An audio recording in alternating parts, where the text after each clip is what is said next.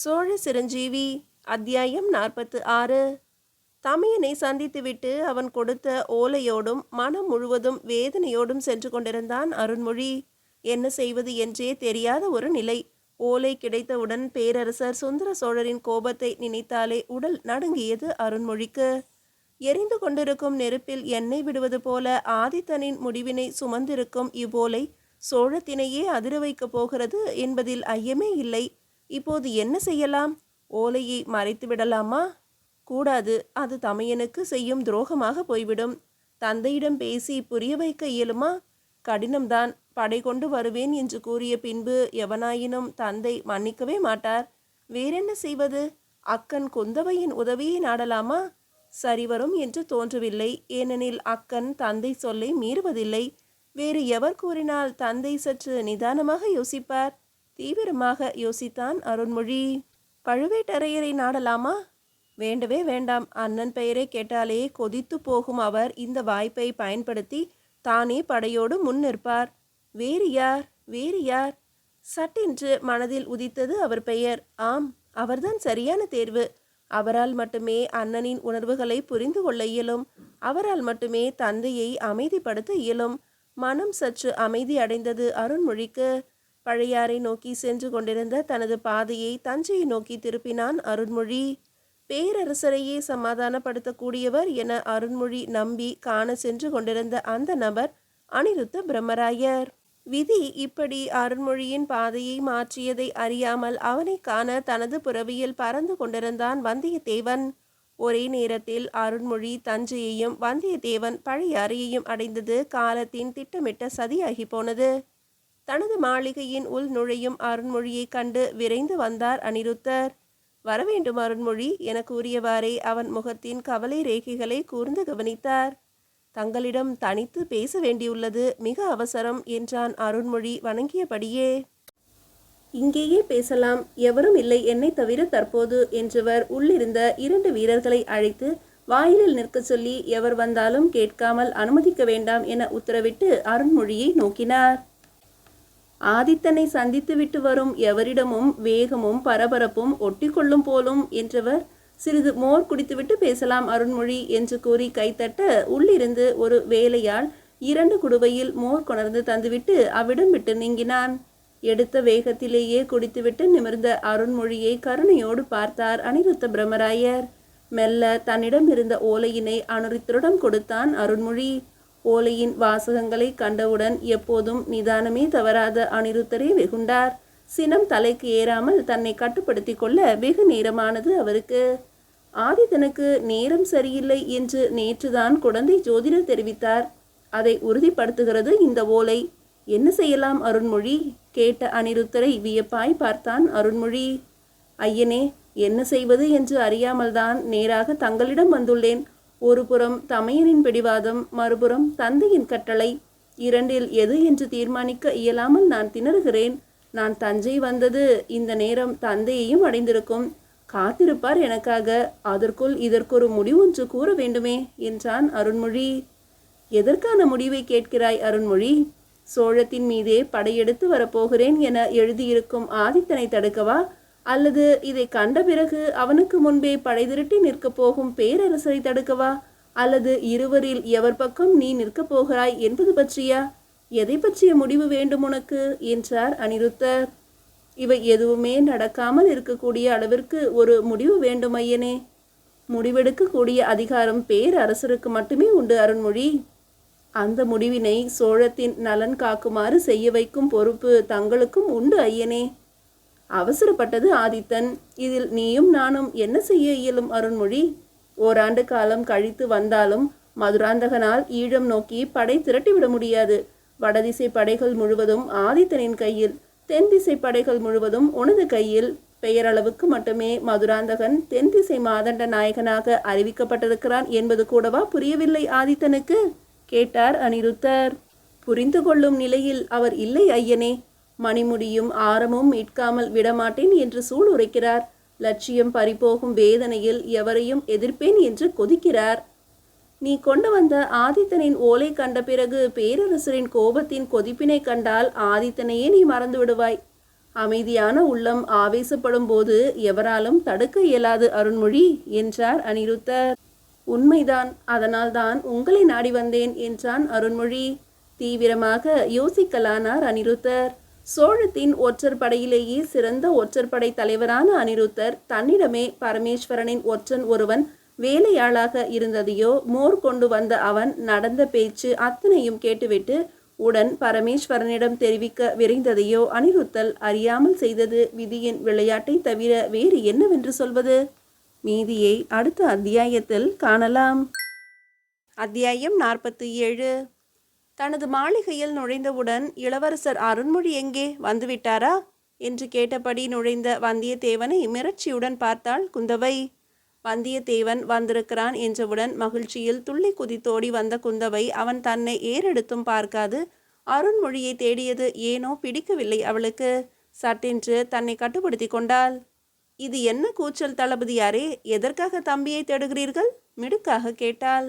மன்னிக்கவும், விஷயம் சற்று அவசரம்.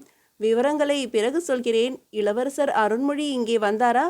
அவரை சற்று அழையுங்களேன் என்று அவசரப்பட்டான் வந்தியத்தேவன்.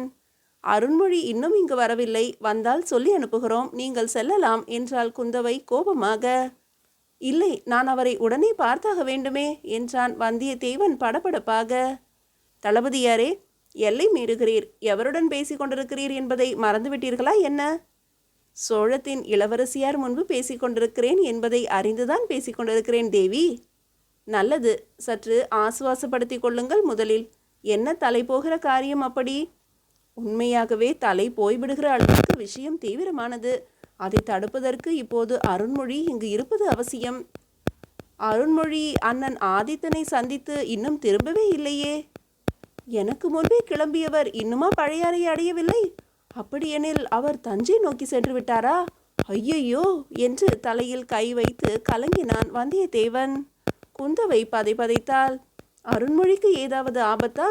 என்னவாயிற்று? சற்று தெளிவாக சொல்லுங்களேன் என வந்தியத்தேவனை உலுக்கினாள்.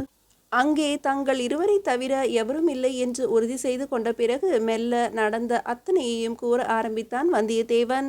ஒவ்வொன்றாய் கேட்க கேட்க மிரண்டே போனாள் குந்தவை. ஐயோ, எத்தனை பெரிய ஆபத்தினை விலை கொடுத்து வாங்க நினைக்கிறான் அண்ணன். சோழத்தினை எதிர்த்து தொண்டை மண்டலம் வென்றுவிட இயலுமா என்ன? முதலில் தந்தையை எதிர்ப்பதற்கு தனையன் துணிவானா? அல்லது சோழத்தின் பேரரசர்தான் எதிர்ப்பது மகன் என்பதற்காக வாழாவிருந்து விடுவாரா? நீங்கள் எல்லாம் கூட இருந்து என்ன பயன்? எவருமே என் தமையனுக்கு நல்லது எது என்று கூறவே மாட்டீர்களா? விபரீதம் என்னவென்று விளங்கி கொண்டார் எம் தலைவர். அதனாலேயே வேறு ஒரு ஓலை கொடுத்து அனுப்பி அருண்மொழியிடம் கொடுக்க சொன்னார். ஆனால் உங்களைத்தான் காண வந்திருப்பான் என அவர் போட்ட கணக்கு தப்பாகி போனது. அப்போதுதான் அது குந்தவைக்கும் புரிந்தது. தன் பேச்சை என்றுமே தட்டாத தம்பி அருண்மொழி ஆதித்தனை கண்ட பிறகு நேரே இங்கு வர வேண்டும் என தான் கூறியதையும் மீறி தஞ்சைக்கு சென்றிருப்பது குந்தவைக்கு கோபத்தையும் எரிச்சலையும் ஒரு சேர உண்டு பண்ணியது. ஏதேது, உங்கள் தலைவரிடம் சேரும் எவருமே மூத்தவர்களை மதிப்பதை மறந்து விடுவார்கள் போலும் என்றால் எரிச்சலாக. இதற்கு பதிலேதும் கூறும் நிலையில் நான் இல்லை தேவி. இருந்த ஒரு வாய்ப்பும் கை நழுவி போயிற்றே என்ற கவலைதான் எனக்கு. ஓலையில் குறிப்பிட்டுள்ள வரிகள் சோழத்தின் மாண்பிற்காகவே என்பது பேரரசருக்கு புரியாமல் போனால் விளைவுகள் பெரும் விபரீதத்தை உண்டு பண்ணிவிடுமே என்று கவலைப்பட்டான் வந்தியத்தேவன். உணர்ச்சி வயப்பட்டு முடிவெடுத்துவிட்டு அதன் பிறகு தடுமாறுவதே வேலையாகிவிட்டது என் தமையனுக்கு, அதாவது உங்கள் தலைவனுக்கு என்று வேண்டுமென்றே குத்தி காட்டினாள் குந்தவை. சட்டென்று நிமிர்ந்தான் வந்தியத்தேவன். சோழத்தின் இளவரசியார் சற்று நாவடக்கி பேசுதல் நலம். எம் தலைவன் எடுத்த முடிவு சரியா தவறா என்பது பிரச்சனை அல்ல. எதுவாயினும் அதை சரியான முடிவாக்கி காட்டுவேன் நான் எம் தலைவனுக்காக என்றான் கோபமாக. எப்படி எப்படி சரியாக்குவீர்கள் என்பதை நான் அறியலாமா தளபதியாரே? நேற்று தான் சோழத்தின் தளபதி பெரிய பழுவேட்டரையர் பழையாறை வந்துள்ளார். வேண்டுமென்றால் அவரிடம் போய் ஆலோசித்து வருகிறீர்களா? குத்தலாக கேட்டாள். தேவையில்லை. சோழத்தின் தளபதியாருக்கு எந்த விதத்திலும் குறைந்தவன் அல்ல இந்த ஆதித்தனின் தளபதி. நான் வந்தது அருண்மொழியை சந்திக்கத்தானே தவிர எவருடைய அறிவுரையையும் உதவியையும் நாடி அல்ல. நல்லது இளவரசி, நான் வருகிறேன் என்று கிளம்பியவனை இடைமறித்தது குந்தவையின் குரல். நான் அன்று கண்ட வந்தியத்தேவருக்கும் இன்று காணும் தளபதியாருக்கும் நிறைய வேறுபாடு தெரிகிறதே. உண்மைதான் தேவி. பொறுப்புகள் மனிதனை மாற்றிவிடத்தான் செய்கின்றன. மாற்றப்பட்டது மனிதனா, இல்லை அவன் மனமா? அறிந்திருப்பவருக்கு தனியே பதில் ஏதும் தேவையில்லையே தேவி, முகம் பாராமல் கூறினான் வந்தியத்தேவன். சோழத்து இளவரசியாக கேட்கவில்லை, குந்தவை என்னும் பெண்ணாக கேட்கிறேன். ஒருவேளை ஆதித்தனின் ஓலை சோழ பேரரசருக்கு ஆத்திரத்தை உண்டு பண்ணி இருவருக்கும் இடையே போர் என்று வந்துவிட்டால் நீர் எவர் பக்கம் இருப்பீர்? கேட்ட குந்தவையை விரக்தி புன்னகையோடு நோக்கினான் வந்தியத்தேவன். இது உங்களின் எதிர்கால வாழ்வு சம்பந்தப்பட்டது என்பதையும் கருத்தில் கொள்ளுங்கள் என்ற குந்தவையின் குரல் தழுதழுத்தது. என் உடல், பொருள், ஆவி என அத்தனையும் தத்தம் செய்திருக்கிறேன் எம் தலைவன் ஆதித்தனுக்கு என்றான் வந்தியத்தேவன் உறுதியாக. அப்படியெனில் உங்களையே உலகம் என எண்ணி நாள்தோறும் நேசித்து கொண்டிருக்கும் இந்த அபலை பெண்ணுக்கு என்னதான் மிச்சம்? கேட்கும் போதே கண்களில் கண்ணீர் வழிந்து ஓடியது குந்தவைக்கு. என் மனம் உண்டு, அதில் நிறைந்திருக்கும் நேசம் என்னும் உணர்வு உண்டு. அது அவளுக்கானது மட்டுமே தேவி. காலம் இப்படியே சென்று விடாது. நமக்கென ஒரு நாள் வரும். அதுவரை காத்திருப்பதை தவிர வேறு வழியில்லை தேவி என்றான் வந்தியத்தேவன் அன்பொழுக.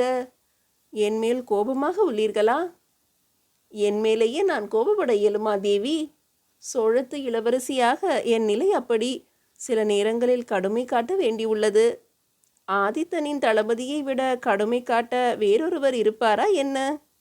எத்தனை நாட்கள் இப்படியே எதிரெதிர் துருவங்களாக நாம் இருப்பது? கேட்டாள் குந்தவை. சந்தோஷப்படு, எதிரெதிரே இருப்பதால் தான் பார்த்து கொள்ளவாவது முடிகிறது என்றான் வந்தியத்தேவன் புன்னகையோடு. சரி, அடுத்த கட்ட நடவடிக்கை தான் என்ன? எம் தலைவன் யோசிக்க வேண்டிய விஷயம் அது, நான் அல்லவே. நான் நம் விஷயத்தை பற்றி கேட்டேன், அரசியலை பற்றி அல்ல என்றாள் குந்தவை. இரண்டிற்குமான ஒரே பதில்தான் அது. சரி, வருகிறேன். அடுத்த நகர்வு எங்கே என்பதை நான் அறியலாமா? தவறொன்றுமில்லை. தஞ்சை நோக்கி நகர்கிறேன், பேரரசரை சந்திக்க. ஆதித்தனின் உண்மையான நோக்கம் என்ன என்பதை எடுத்துரைக்க. ஒருவேளை அவர் அதனை உணராது போனால்? இத்தனை தூரம் பயணித்தது வீணாக போவானேன்? வந்த வேலை முடியவில்லை எனில் சொந்த வேலையை பேசிவிட்டு வருகிறேன். பெண் கொடுப்பாரா எனக்கு என கேட்டுவிட்டு வருகிறேன் என்று குறும்புத்தனம் கலந்த சிரிப்போடு நகைத்து தன் புறவியில் ஏறி புறப்பட்ட வந்தியத்தேவன் பார்வையில் இருந்து மறையும் வரை பார்த்து கொண்டே இருந்தாள் குந்தவை. அதற்குள் வந்தியத்தேவன் வந்து போன விஷயமும் அவர்கள் பேசிய தகவல்களும் குந்தவையின் ஒரு பணிப்பெண் மூலம் பழுவேட்டரையருக்கு தெரிவிக்கப்பட்டன. இப்படி ஒரு பெரும் வாய்ப்பா? தனக்குள்ளேயே மகிழ்ந்தார் பழுவேட்டரையர். ஆதித்தா, உன் கர்வம் அழிக்க இதோ கிளம்பி விட்டேனடா நான் என உடனே தஞ்சைக்கு புறப்பட தயாரானார். மீதியை அடுத்த அத்தியாயத்தில் காணலாம்.